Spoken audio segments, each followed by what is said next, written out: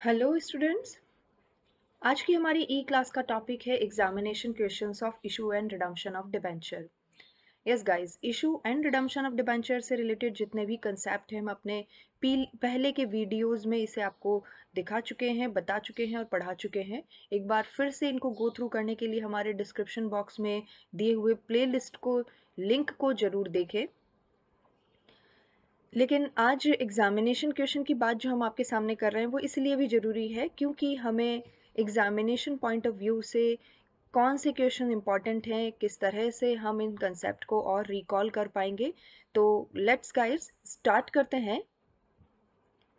Examination question of issue and redemption of debentures. So guys, most welcome in doctor Vinita Arora's class. आज का question हम लेते हैं। ये क्वेश्चन राजस्थान यूनिवर्सिटी में पूछा गया एक क्वेश्चन है बीकॉम लेवल का। और इंग्लिश मीडियम के स्टूडेंट्स इस क्वेश्चन को समझने के लिए मेरे वीडियो को यहाँ पॉज करें और एक बार क्वेश्चन को पढ़ लीजिए। हम हिंदी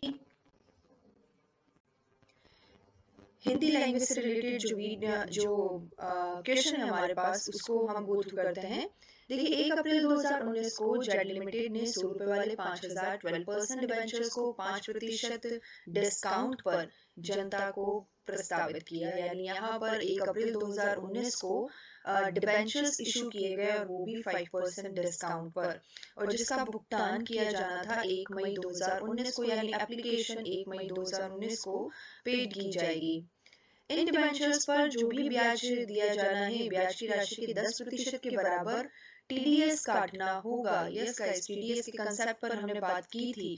तो जब हम इंटरेस्ट ऑफ डिबेंचर की बात करते हैं तो वहां पर टीडीएस का भी कंसेप्ट होता है। तो टीडीएस के कंसेप्ट के लिए यहाँ पर कहा गया है कि 10% टीडीएस काटना है। ब्याज जो दिया जाएगा वो हाफ ईयरली दिया जाएगा, यानी हर साल 30 सितंबर और 31 मार्च को भुगतान किया जाएगा। कंपनी के जो भी डिबेंचर्स हैं उसका निर्गमन प्रस्ताव के संबंध में जनता ने 5000 ऋण पत्रों के लिए सब्सक्रिप्शन दिया भी है। यानी जनता ने 5000 डिबेंचर्स को खरीदने के लिए आवेदन किया है। कंपनी ने 1 जून 2019 को डिबेंचर को अलॉट भी कर दिया है, और उसी तिथि को कंपनी ने स्टेट बैंक ऑफ इंडिया से 9% की रेट से 1.5 लाख का लोन भी लिया है। ओके गाइस, 1.5 लाख का लोन लिया है, लेकिन उसके अगेंस्ट में 3 लाख रुपए के 12% डिबेंचर्स एज कोलेटरल रखे गए हैं। तो कोलेटरल सिक्योरिटी से रिलेटेड जो हमारा वीडियो है उसे आप जरूर देखिए इस कंसेप्ट को समझने के लिए।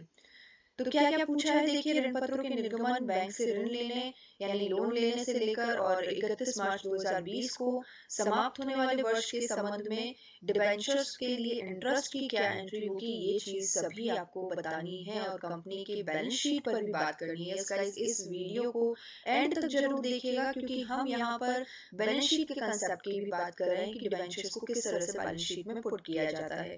तो स्टार्ट करते हैं।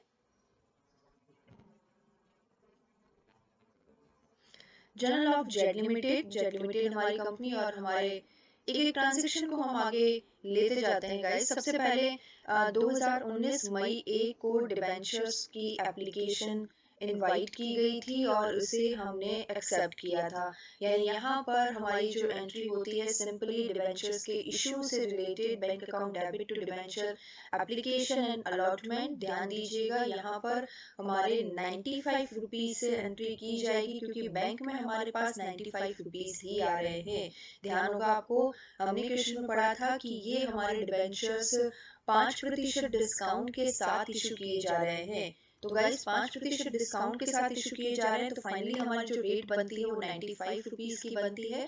5000 डिबेंचर्स कंपनी अलॉट कर रही है, जनता ने आवेदन किया है, तो हमारे पास 4,75,000 का अमाउंट बैंक में कलेक्ट हुआ, bank account debit to debenture application and allotment.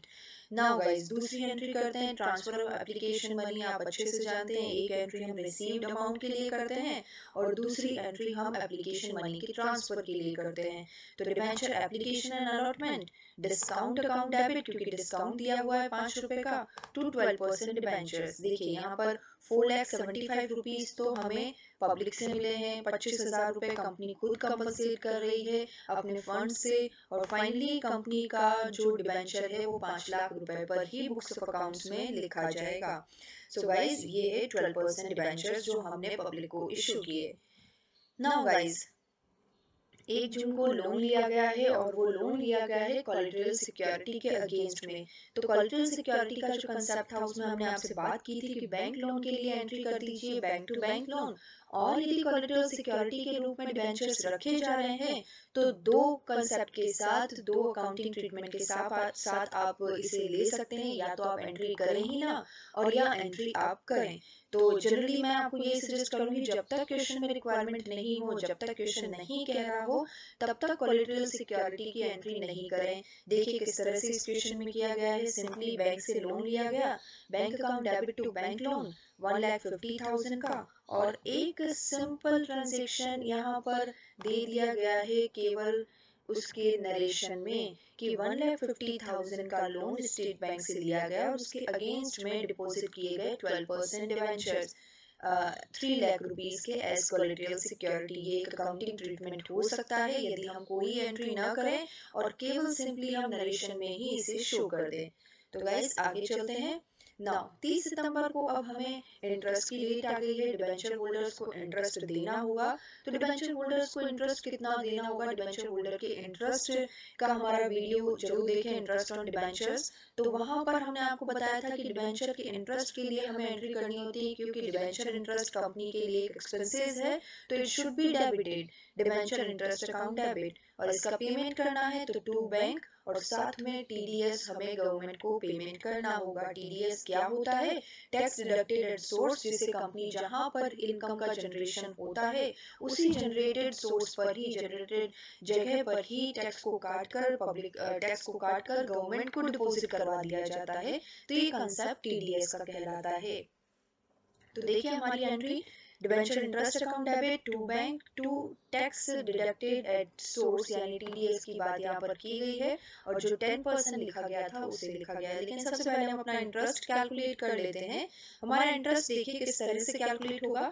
Total हमारे पास 5 लाख के डिबेंचर्स हैं, यस ऑफ कोर्स।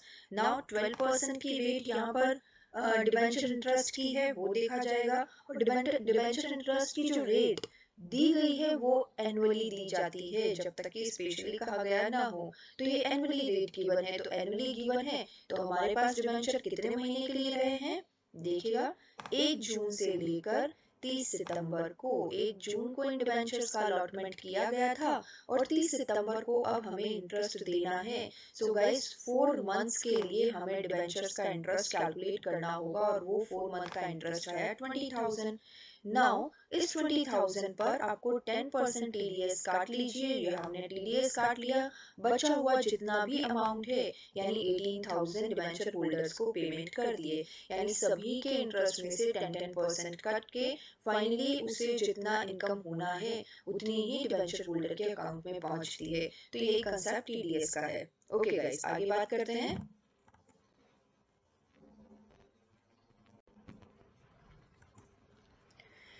देखिए अब हम 31 मार्च 2020 की बात करते हैं, यानी अब सितंबर 30 सितंबर से लेकर 31 मार्च के बीच में प्रश्न में कोई ट्रांजैक्शन नहीं दिया गया है। तो बात करते हैं अब 31 मार्च की डेट पर। 31 मार्च को फिर कंपनी को इंटरेस्ट देना होगा, और इंटरेस्ट के लिए कंपनी फिर से वही एंट्री करेगी, debenture interest account debit to bank to TDS. तो गाइज यहाँ पर देखिए किस तरह से हम जर्नल एंट्री कर रहे हैं। डिबेंचर इंटरेस्ट अकाउंट डेबिट, वही हमारा इंटरेस्ट कैलकुलेशन का फॉर्मूला, 5 लाख डिबेंचर्स, 12% यहाँ पर हमारा डिबेंचर इंटरेस्ट है, और अब हमारा डिबेंचर जो रहा है वो कंप्लीट 6 महीने के लिए रहा है, 1 अक्टूबर से लेकर 31 मार्च तक का। तो हमारा जो इंटरेस्ट है गाइज वो है 30,000। 3,000 का टीडीएस एक साथ पहले ही काट लिया, और 27,000 डिबेंचर होल्डर्स को पेमेंट कर दिए। सो गाइज अब बारी आती है कुछ ट्रांसफर एंट्रीज की। मैं हमेशा अपने वीडियोस में कहती हूँ कि केवल जनरल एंट्रीज कर लेना ही काफ़ी नहीं होता है। ये ट्रांसफर एंट्रीज जो at the end of the year की जाती है इसको भी आपको ध्यान में रखना होगा। तो लेट्स स्टार्ट, देखते हैं कौन कौन सी ट्रांसफर एंट्रीज होगी। सबसे पहले हम 31 मार्च को जो हमने टीडीएस काटा है, जो हमारा टीडीएस रहा है, उस टीडीएस को हम गवर्नमेंट को पेमेंट कराएंगे। तो बैंक से हमने अपना अमाउंट कम कर लिया 3,000 का। इंटरेस्ट ऑन बैंक लोन, जो हमारा बैंक लोन का इंटरेस्ट था, जो हमने बैंक लोन लिया है उस पर हमें इंटरेस्ट देना होगा। तो ये इंटरेस्ट कितना देना होगा? देखिए 1,50,000 का लोन लिया है और लोन जो लिया है वो 9% की रेट से लिया है। तो 9% की रेट से हम यहाँ पर इंटरेस्ट लगाएंगे और कितने महीने के लिए हमारे पास लोन रहा? 10 महीने के लिए। देखिए 10 महीने कहाँ से आए? 1 जून को हमने लोन लिया था और 31 मार्च को हम अपना ये ट्रांजेक्शन शो कर रहे हैं। तो गाइस 10 महीने के लिए हमें इंटरेस्ट देना होगा बैंक को और ये 10 महीने का इंटरेस्ट रहता है 11,250 रुपये। Finally statement of profit and loss account, profit and loss में ट्रांसफर कर दीजिए। डिबेंचर इंटरेस्ट जितना था, हमारा डिबेंचर इंटरेस्ट था 20,000 तो पहले था और 30,000 अभी था, तो टोटल 50,000 का डिबेंचर इंटरेस्ट रहा। साथ ही इंटरेस्ट ऑन बैंक लोन, क्योंकि ये भी हमारे एक एक्सपेंसेस के रूप में जनरेट हुआ है, बैंक को हमें इंटरेस्ट का पेमेंट करना ही होगा, तो इसे सिंपली प्रॉफिट एंड लॉस में ट्रांसफर कर दीजिए 50,000 एंड 11,250।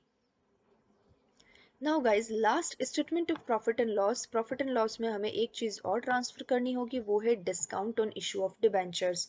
ये है 25,000 का। हमने जब इशू करते वक्त जो एंट्री की थी 25,000 के डिस्काउंट की, तो इस डिस्काउंट को हमें यहाँ पर लिखना होगा। तो गाइज इस तरह से हमारी ये जर्नल एंट्रीज रही है। एक बार फिर से आप खुद क्वेश्चन को देखकर सेल्फ इस क्वेश्चन को करने की कोशिश कीजिएगा। यदि आपको कुछ ये कंसेप्ट समझ में आ जाते हैं, that are the mixed concept of issue of debentures, जिसमें डिबेंचर्स के इंटरेस्ट से लेकर कोलेटरल सिक्योरिटी प्लस कुछ ट्रांसफर एंट्रीज की भी बात कर दी है, डिबेंचर्स इशू की भी बात की है, तो ये सब चीज़ों का एक एक्यूमुलेटेड क्वेश्चन मैंने आपके सामने रखा है। एक बार फिर से आप उसे अपने से ट्राई कीजिए। सो गाइज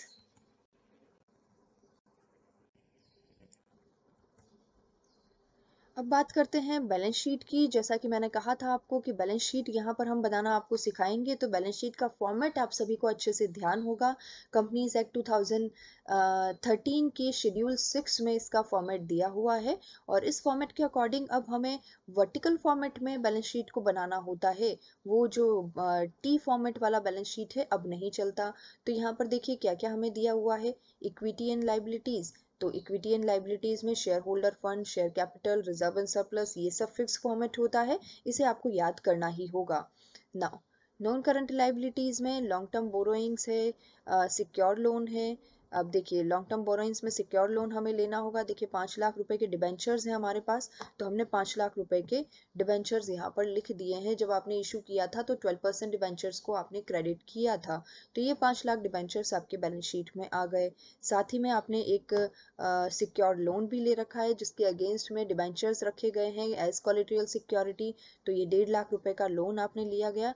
और रिमेंबर गाइस, यदि कोलेटरल सिक्योरिटी के बारे में आप बैलेंस शीट में एंट्री करते हैं तो केवल एक नरेशन में आपको दिखाया जाएगा कि 12% debenture deposit as collateral security, केवल आपने यहाँ पर दिखा दिए हैं। फाइनली करंट लाइबिलिटीज क्या जनरेट हुई है? अभी तक एक एक्रूड इंटरेस्ट है, इंटरेस्ट का पेमेंट हमें किया नहीं है, क्योंकि 1 साल जब होगा, जब हमने बैंक लोन लिया था, उस बैंक लोन के डेट से 1 साल जब होगा तब हम इंटरेस्ट का पेमेंट करेंगे। लेकिन अभी हम बुक्स ऑफ अकाउंट्स क्लोज कर रहे हैं, तो इसलिए बुक्स ऑफ अकाउंट्स क्लोज करने पर हमें एक्रूड इंटरेस्ट की एंट्री यहाँ पर बतानी होगी कि इंटरेस्ट हमें यहाँ पर देना पड़ेगा। तो हमने 11,250 का एक्रूड इंटरेस्ट भी हमारी फिलहाल लाइबिलिटी के रूप में बता दिया है। जैसे ही 1 साल पूरा होगा, हम यहाँ से 11,250 प्लस द रिमेनिंग इंटरेस्ट जो कि जनरेट होगा रिमेनिंग मंथ्स के लिए, उस टोटल अमाउंट का, टोटल इंटरेस्ट का पेमेंट कर देंगे।